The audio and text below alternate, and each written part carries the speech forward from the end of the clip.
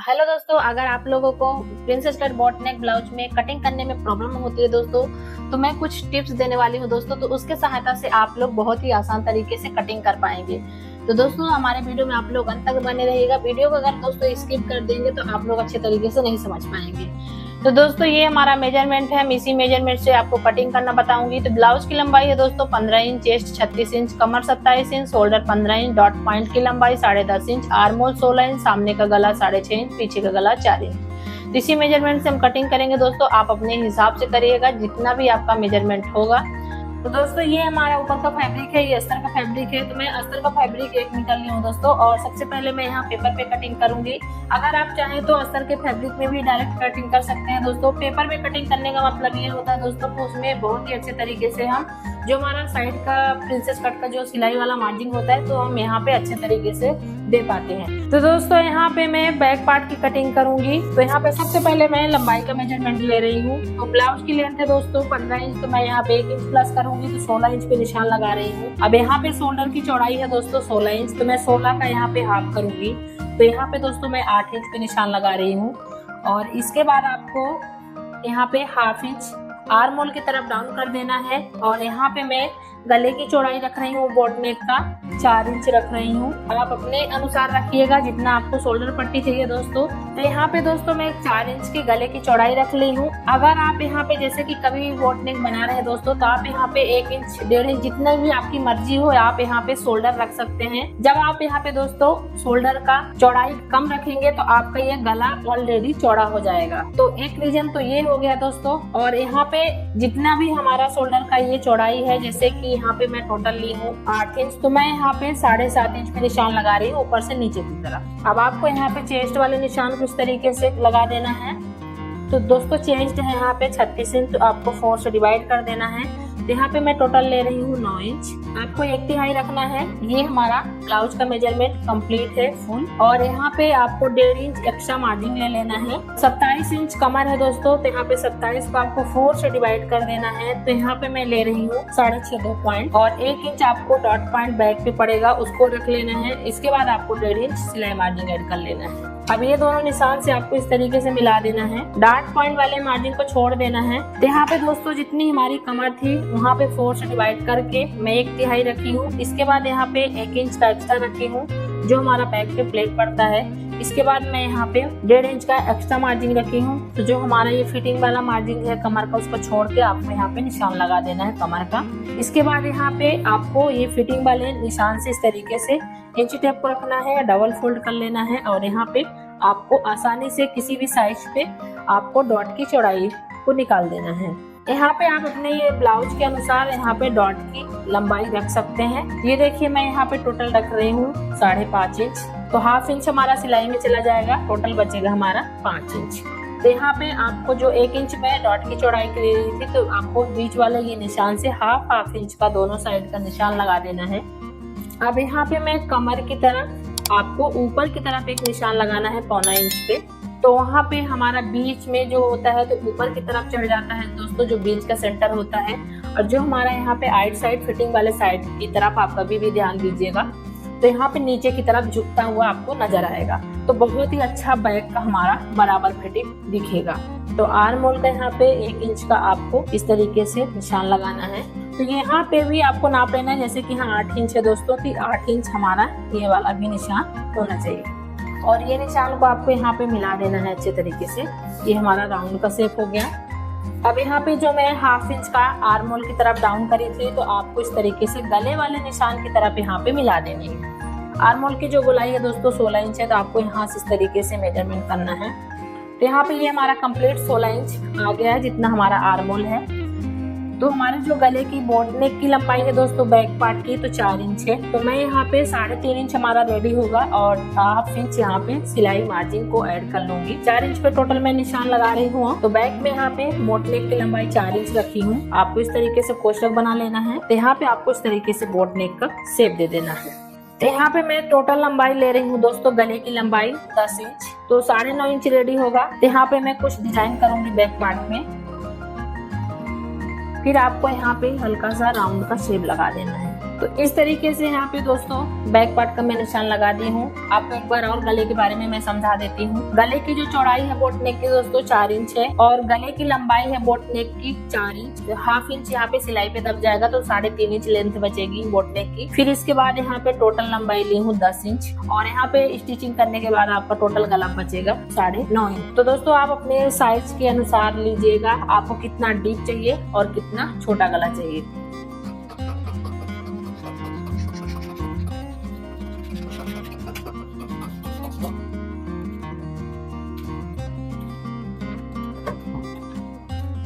तो दोस्तों यहाँ पे मैं अभी गले की कटिंग नहीं कर रही हूँ। अब आपको इस तरीके से बैक पार्ट को उठा लेना है और यहाँ पे रखना है अच्छे से जमा के। तो यहाँ पे मैं फ्रंट पार्ट का निशान लगाऊंगी। तो जितना हमारा बैक पार्ट कटा हुआ है दोस्तों तो आपको उसके हिसाब से रख लेना है।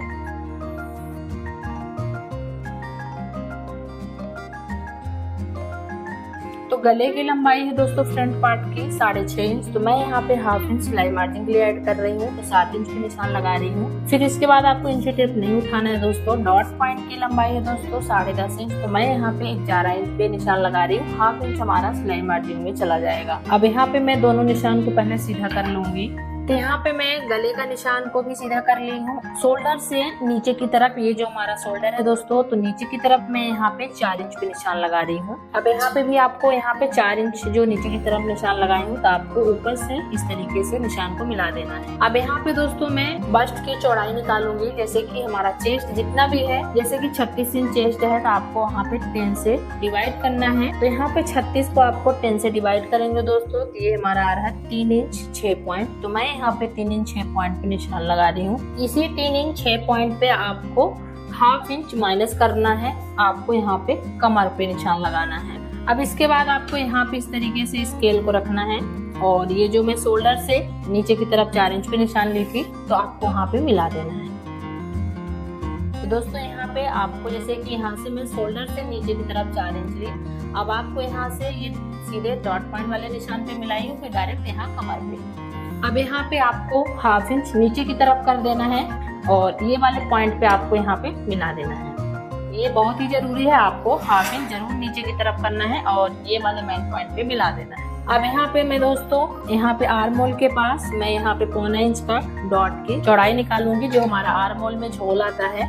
तो आपको यहाँ पे निकालना बहुत ही जरूरी है, निकाल दीजिएगा। इसके बाद आपको यहाँ पे मेजरमेंट कर लेना है। सबसे पहले ये वाले पॉइंट को मेजरमेंट करना है। तो ये देखिए मैं इस तरीके से मेजरमेंट कर रही हूँ। ये आ रहा है 7.5 पॉइंट। तो 7.5 पॉइंट आपको उतना ही फिक्स कर देना। जितना हमारा ऊपर वाला निशान है उतना ही आपको नीचे वाले निशान पे फिक्स कर देना है। जो ये हमारा बैक पार्ट का कंप्लीट निशान था, उसके आगे आपको 1 इंच बढ़ा लेना है। अब यहाँ पे मैं डॉट की चौड़ाई लूंगी। तो यहाँ पे डॉट की चौड़ाई दोस्तों मैं यहाँ पे 2.5 इंच रख रही हूँ। तो यहाँ पे मैं प्रिंसेस का निशान भी लगा दी हूँ। इसके बाद यहाँ पे दोस्तों आपको कमर का मेजरमेंट कर लेना है। तो जैसे कि यहाँ पे कंप्लीट आ रहा है 3 इंच 2 पॉइंट, तो 3 इंच 2 पॉइंट आपको यहाँ पे रखना है, ये वाले पॉइंट पे। इसके बाद जितनी भी कमर है, जैसे कि कंप्लीट है 27 है, तो आपको 27 को 4 से डिवाइड करना है। यहाँ पे 6.5 2 पॉइंट पे मैं निशान लगा रही हूँ और इसके बाद आपको यहाँ पे 1.5 इंच का निशान लगा देना, जितना मैं बैक पार्ट की ली थी। अब यहाँ पे दोस्तों जैसे कि मैं बैक पार्ट में 1.25 इंच कम करी थी, तो आपको ये वाले निशान से यहाँ से इस तरीके से ऊपर की तरफ 1.25 इंच कम कर देना है। ये देखिए यहाँ पे मैं टिक करी और ये वाले निशान पे आपको ले जाके निशान को टच कर देना है। अब यहाँ पे आपको कटिंग करके दिखाऊंगी।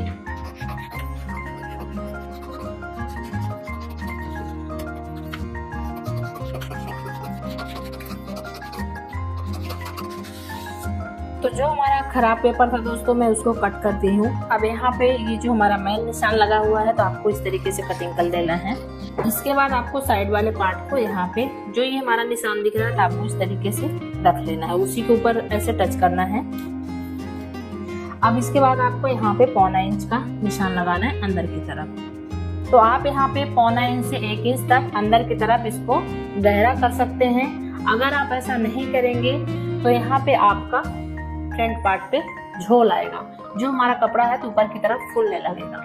तो ये चीज ना आपको जरूर कटिंग करना है यहाँ पे, कभी भी बोट नेक या हाई नेक ब्लाउज, कोई भी स्टैंड कॉलर ब्लाउज अगर आप काट रहे हैं फुल शोल्डर वाली, तो आपको यहाँ पे पौना से 1 इंच अंदर की तरफ जरूर छांटना है। अगर आप डीप गले में कट कर रहे हैं तो 1/2 इंच लेना है।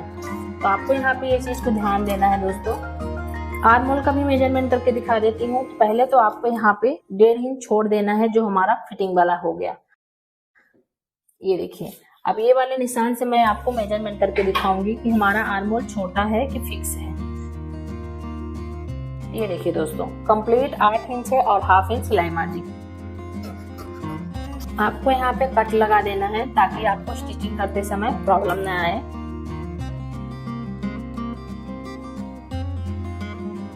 कटिंग कर दी हूँ। अब यहाँ पे मैं बैक पार्ट की भी कटिंग करूंगी।